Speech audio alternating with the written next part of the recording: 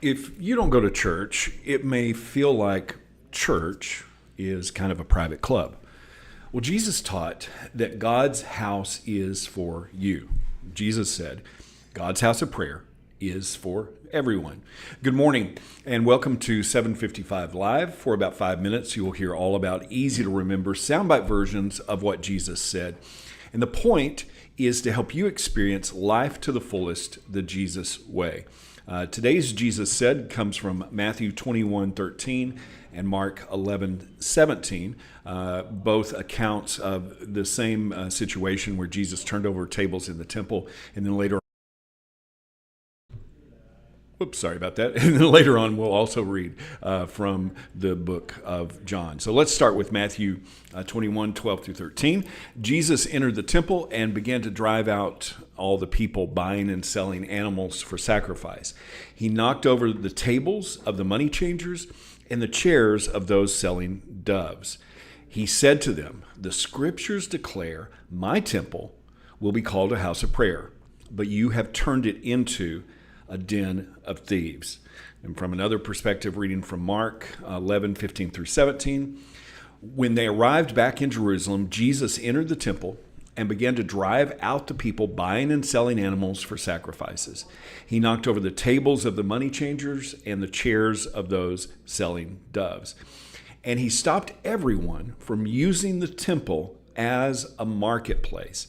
He said to them, "The scriptures declare my temple will be called a house of prayer for all nations, but you have turned it into a den of thieves." Now, before we unpack this a little bit, I just want to make a point. This story isn't an excuse for us for anger.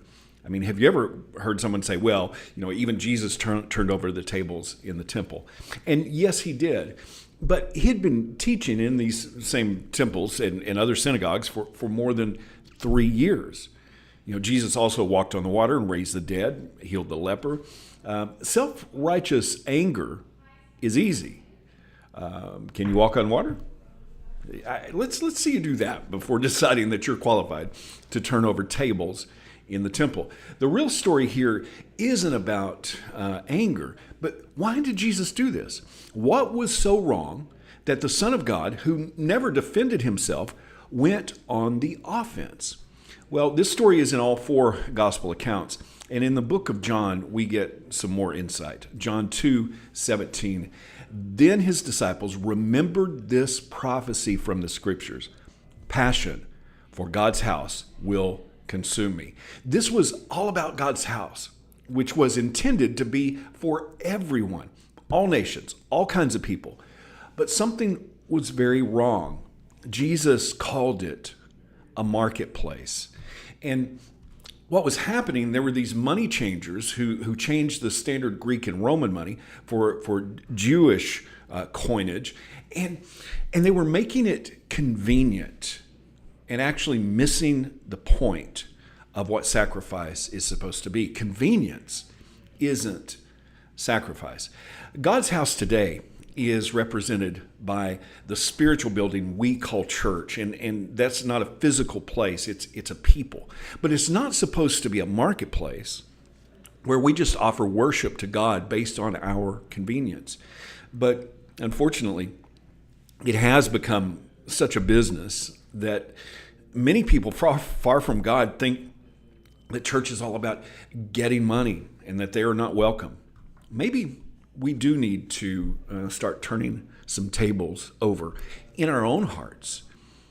Are you worshiping God only when it's convenient?